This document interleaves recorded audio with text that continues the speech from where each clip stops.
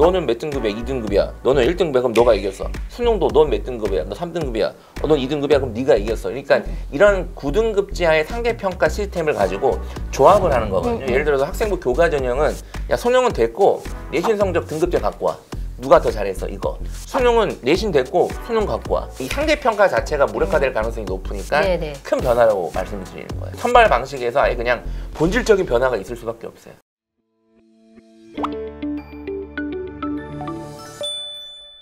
안녕하세요. 교육 고민을 대신 물어봐주는 교육대기자TV, 저는 대기자 방종임입니다. 새로운 대입 개편이 화두입니다. 중2 이하가 적용되는 새로운 대입 개편 방향성, 오늘 알아보도록 하겠습니다.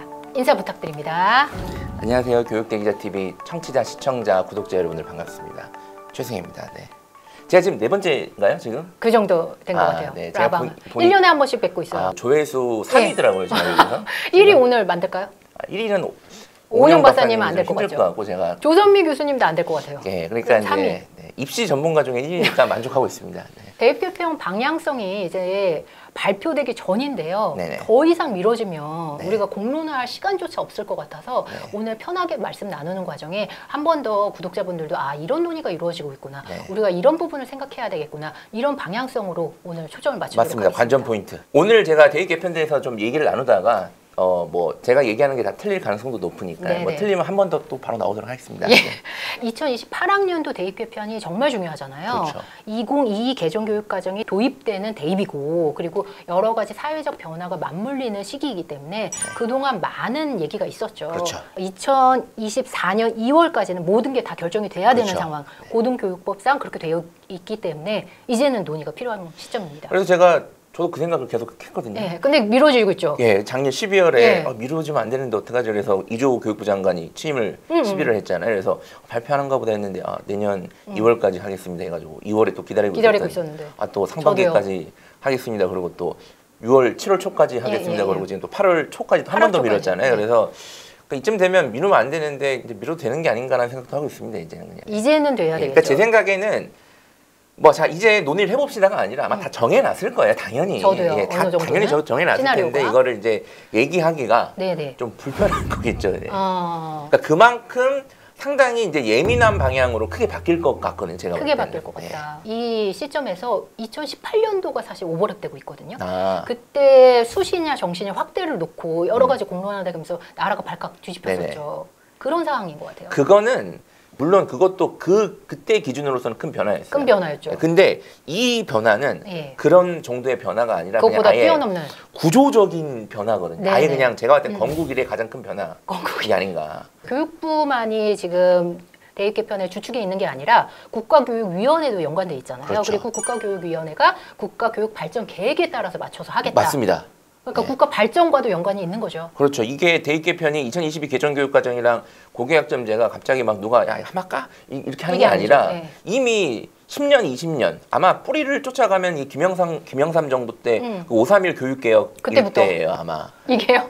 2028년까지. 그렇죠. 예, 저는 이 대입 개편의 핵심이 수능이 아닐까 싶습니다. 올해 30년이 됐는데 수능이 이번만큼 얘기가 많이 된 때가 없었던 것 같아요. 좀 거친 말로 약발을 다 했다. 수능이. 약발을 다 했고 이제 본인 역할을 이미 다 했다. 네네. 이제 갈 때가 됐거든요. 당연히 이제 자동차도 한 10년 타면 보내주지 않습니까? 근데 30년 됐는데. 그렇죠. 그러니까 제도도 사실은 30년 되면 되게 오래된 거예요. 바꿔줘야죠, 사실상. 그래서 절대평가 얘기가 나오고 있으니까 절대평가가 된다 그러면 사실은 지금 대입을 그대로 두고 수능만 절대평가로 바꿔도 엄청 큰 변화죠. 큰 변화예요. 어마어마합니다. 이건 진짜. 지금 대입 시스템을 잠깐 짚고 넘어가야 이제 또 처음 보는 분들도 계시고 잘 모르시는 저학년 부모님들은 그게 왜 바뀌는 거야? 이럴 수 있으니까 이해를 하시고 넘어가셔야 되는 게 그러니까 지금 대입에서 학생들을 선발하는 가장 큰 키워드는 두 가지예요. 가장 중요한 거는 상대평가된 교과 성적, 9등급제.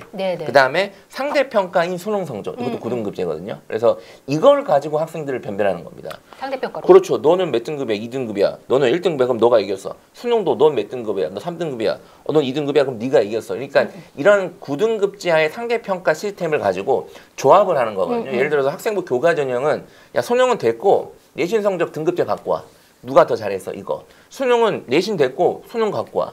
그리고 이제 이거를 조합을 하기도 하죠. 보통 수능 최저 형식으로 조합을 하긴 하는데 그러니까 이렇게 핵심은 어쨌든 상대평가된 성적을 가지고 학생들 선발하는 거예요. 네네. 그러니까 부모님들이 수능이 부모님들이 이제 공정하다고 많은 맞아요. 국민들이 생각한단 네네. 말이에요. 그래서 저는 개인적으로 공정한 대입은 없다고 생각하는 사람이기 때문에 수능 또한 공정하지 않다고 생각하지만 어쨌든 수능은 공정해 보입니다. 근데 이게 지금 바뀔 거라서 그냥 이 상대평가 자체가 무력화될 가능성이 높으니까 네네. 큰 변화라고 말씀을 드리는 거예요. 그러면 이제 선발 방식에서 아예 그냥 본질적인 변화가 있을 수밖에 없어요. 중2 이하 학생들은 고교 학점제, 그 다음에 2022 개정교육과정이 시작됩니다. 그래서 이건 설명하려면 또 길어서 핵심적으로 요것만 이게 왜 이거 간단히 말씀을 드리면 그러니까 진로, 창의교육, 융합형 교육 이게 핵심적인 키워드거든요. 근데 지금 수능이랑 그 상대평가 수능이랑 상대평가된 내신 성적으로는 그게 힘들어요. 왜냐하면 그러니까 지금 2015 개정교육과정 학생들이 그 문제를 이미 겪고 있습니다. 예를 들어서 나는 물리학과 가고 싶어. 내가 막 우주 영상 보다가 너무 빠져가지고 물리학과 가고 싶은 학생이 됐어요. 근데 이제 수능을 쳐서 갈 생각이야. 물리학과 가고 싶은 학생이 물리학을 안 치고 생명과학이랑 지구과학으로 응시를 해서 물리학과를 갈 수 있습니다. 대다수 대학을 대다수 대학 진학이 가능합니다. 그러니까 이건 맞지 않는 거예요. 그 다음에 내신으로 가는 학생들도 똑같아요. 내가 1학년 때 이제 2학년 올라가면서 듣는 과목을 신청을 해야 되는데 나 공대 가고 싶어. 그러면 물리학을 신청을 하는 게 상식적으로 맞잖아요. 근데 물리학 신청하면 인원도 적고 내신 못 받을 것 같아. 그냥 생명, 지구과학, 생활과 윤리로 가자. 이렇게 해서 내신 성적을 받아도 진학이 가능합니다. 왜 아이들이 이제 이 물리학과 가고 싶은 아이가 물리 선택을 안 하냐면 성적 받기가 어렵거든요. 그렇죠. 상대평가니까. 성적 받기가 어려서 그런 겁니다. 지금 상황에서는. 그렇죠. 그래서 이걸 바꿔야 된다. 게 더 중요하니까. 네. 근데 고교 학점제는 사실 수시 학종을 염두에 두고 디자인한 거잖아요. 그렇죠. 사실은 그 새 대입에서의 가장 주인, 지금 대입 시스템에서 가장 큰 주인은 학생부 종합전형이 될 수밖에 없어요. 사실상 학생부 종합전형을 상당수 부모님들이 좋아하진 않으시나. 네네.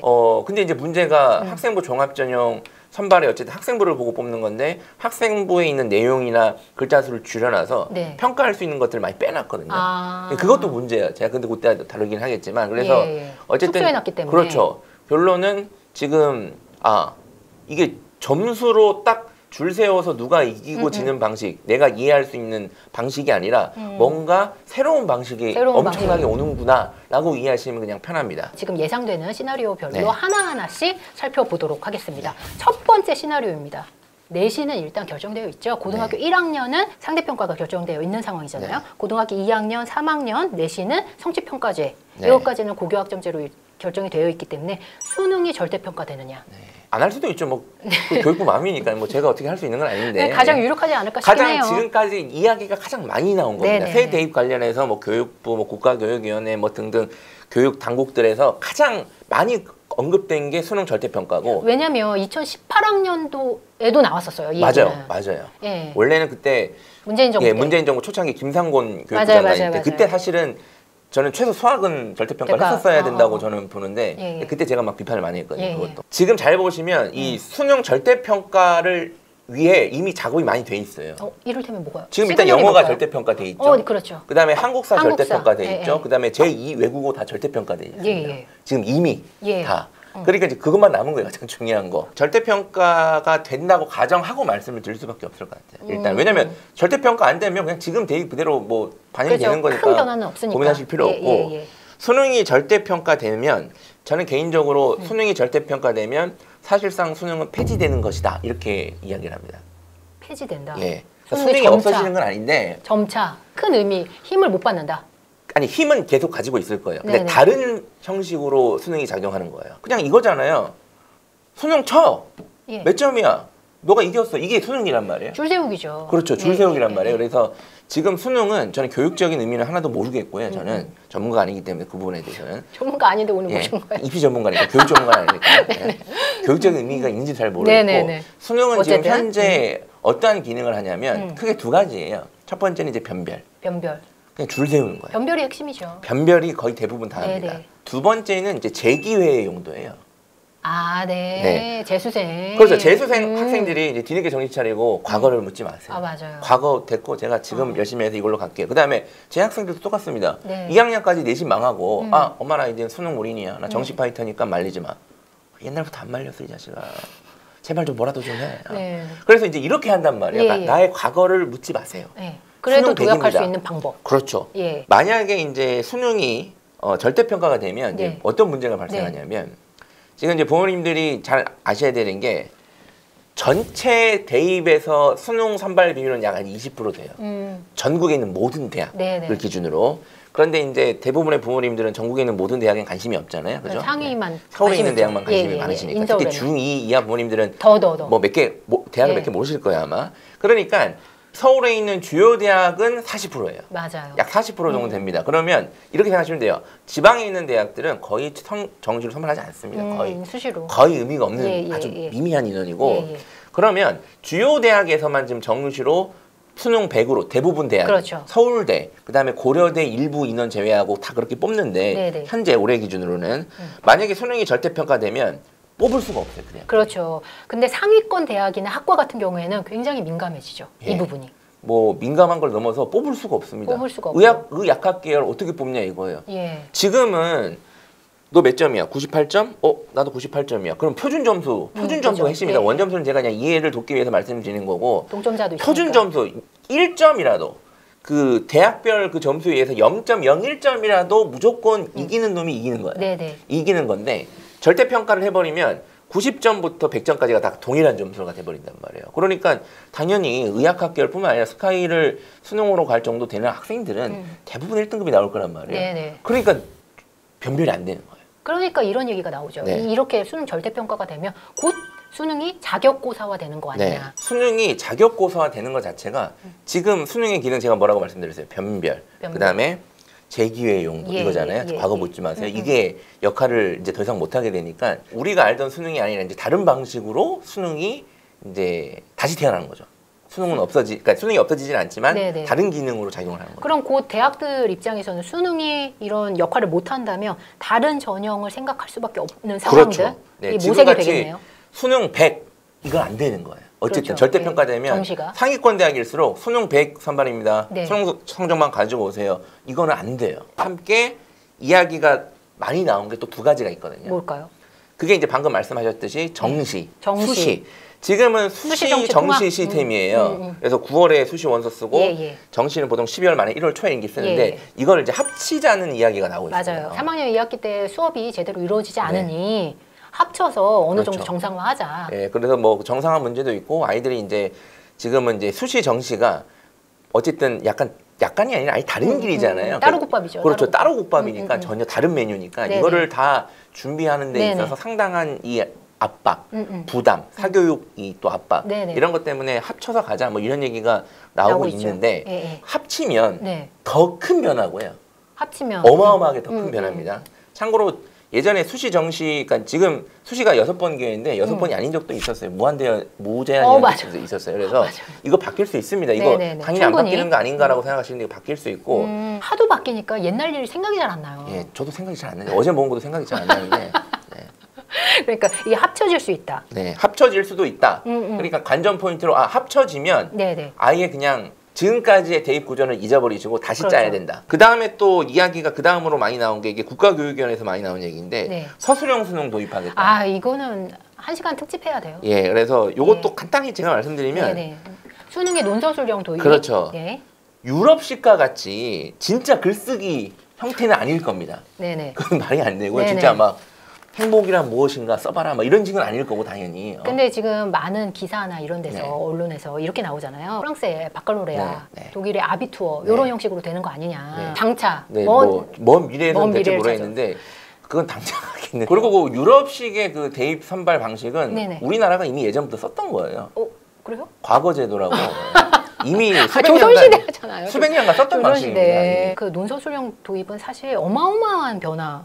근데 이 얘기를 하는 이유를 저는 대충은 알 것 같아요. 이제 어쨌든 완벽하게 글쓰기만으로 변별하는 건 절대 아닐 거고 그거는 절대 아무도 할 수 없습니다. 그건 당분간은. 채점의 어려움도 있고. 그렇죠. 그래서 그 지금 논술이 수시 전형 중에 단독으로 돼 있거든요. 그렇죠. 논술 전형. 단독 전형으로 수시 4+2, 4에서 하나를 담당하고 있잖아요. 근데 논술이 어쨌든 이게 사교육 유발 요인이 매우 크고 교육부에서는 별로 좋아하지 않는 전형이에요. 이게. 그리고 고교학점제랑 2022 개정교육 과정에서도 맞지 않는 전형이에요. 그러니까 이거를 제가 봤을 때는 드러내고 싶은 것 같아요.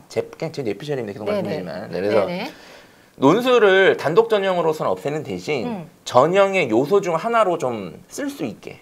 활용하는 차원에서. 그렇죠. 활용을 할 수 있게. 그래서 어쨌든 요것도 지금 논의되고는 있으니까 요것도 관전 포인트로 좀 보셔야 될 것 같아요. 그러니까요. 사람은 이 변화를 싫어하는 것 같아요. 변화를 싫어하죠. 그러니까 보면 뭐 크게 바뀐다고 하니까 막 비판을 많이 하시거든요. 막 왜 바꿔? 지금도 힘든데. 그러니까 이제 어떻게 바뀌는지를 알려준 적도 없는데 일단 잠깐 무조건 막 비판하고 보신 분들이 많은데 예전에도 왜 그 의학학 분업 첨예할 때 비판 엄청 많이 했잖아요. 엄청 많이 했죠. 왜 미쳤어? 왜 귀찮게? 왜 약국에 가지고 약을 또 받아야 돼? 병원에 다 주면 되지. 근데 지금 아주 자연스럽게 해서 이런 선진 시스템이었어? 이러고 있고. 근데 저는 그렇게 대입 개편안이 됐으면 좋겠어요. 지금 이렇게 논란이 너무 많기 때문에 어느 정도 우리가 다 합의점이 찾아지면 그게 어느 정도 안정되는 그런 시스템이 됐으면 좋겠습니다. 그렇죠. 그래서 자 지금까지 이제 제가 말씀드린 네 가지가 수능 절대평가 매우 가능성이 높은 거, 그 다음에 내신 1학년 상대평가, 2, 3학년 성취평가 이것도 매우 가능성이 높은 거, 그 다음으로 이야기 가장 많이 나온 게 서술형 논술 도입이랑 수시정시 통합 이거거든요. 자 만약에 이 민감하신 부모님들은 이 질문을 던지셔야 돼요. 이 지금까지 들었으면 야 그럼 학생들 어떻게 뽑아? 절대평가를 해버리면 어떻게 뽑겠다는 거야? 그럼 1학년 성적만 가지고 뽑겠다는 거야? 고1? 말이 안 되잖아요. 누가 어떻게 변별을 하고 받아들이냐.